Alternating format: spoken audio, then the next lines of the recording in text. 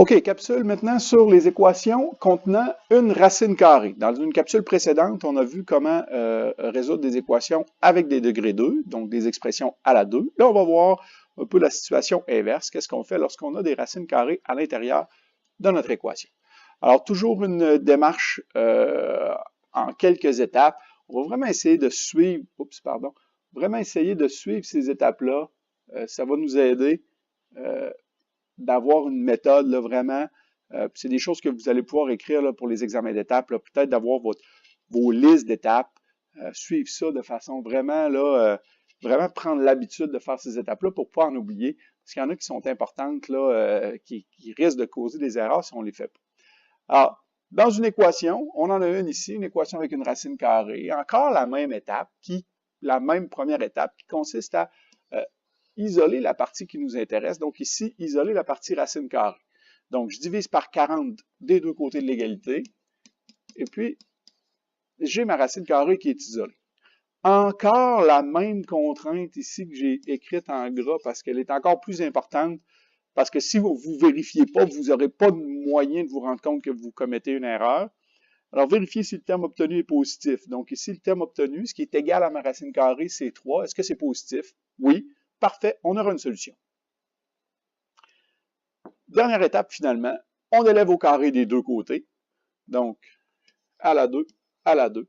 Ça a pour effet de faire disparaître ma racine carrée et je peux isoler ma variable pour obtenir ici une solution qui sera toujours unique lorsqu'elle existe. Donc, on n'en aura pas deux comme on en avait dans les équations de degré 2. Et ici, on obtient x est égal à 9,5 ou vous allez préférer probablement écrire 4,5.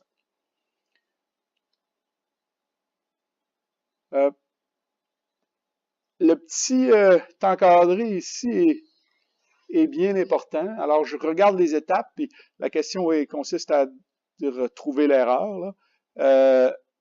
Donc, j'ai une équation pas de degré 2, pardon, mais racine carrée. Je fais une première étape, qu'est-ce que je fais? Je divise par 3. J'isole ma racine carrée. Étape suivante, je mets à la 2 des deux côtés.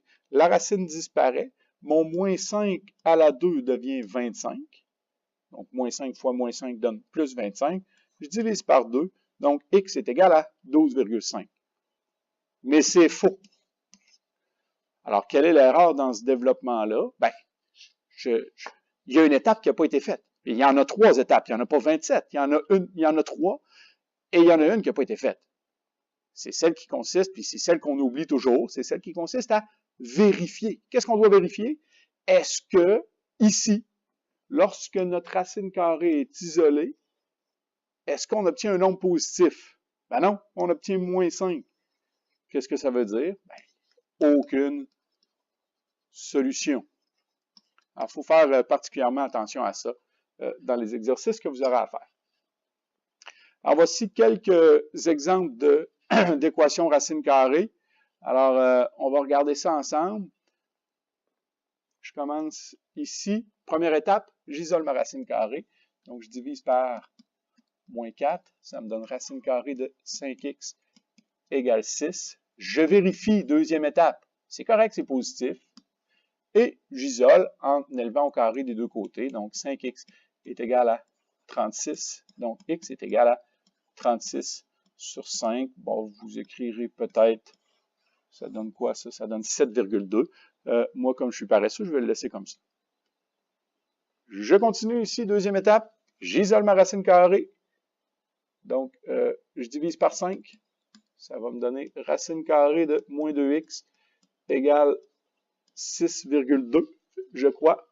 Je vérifie, deuxième étape. 6,2, est-ce que c'est positif? Oui. Pas de problème.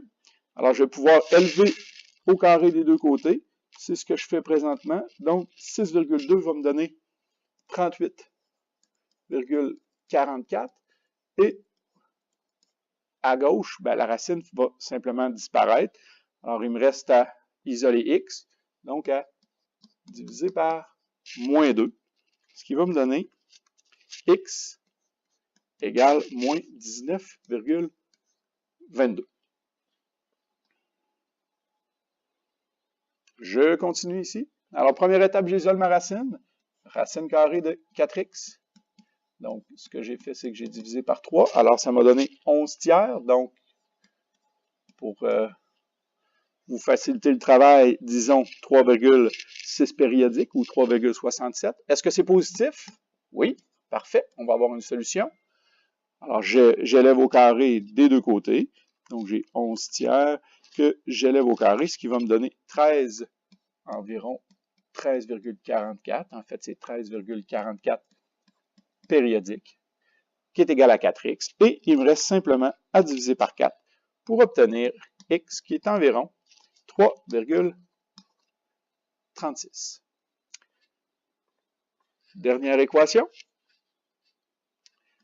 Je divise par moins 5 des deux côtés. Toujours la première étape qui consiste à isoler ma racine carrée. Alors, racine carrée de 3x est égale à moins 5. J'élève au carré des deux côtés. Donc, 3x est égal à... Non!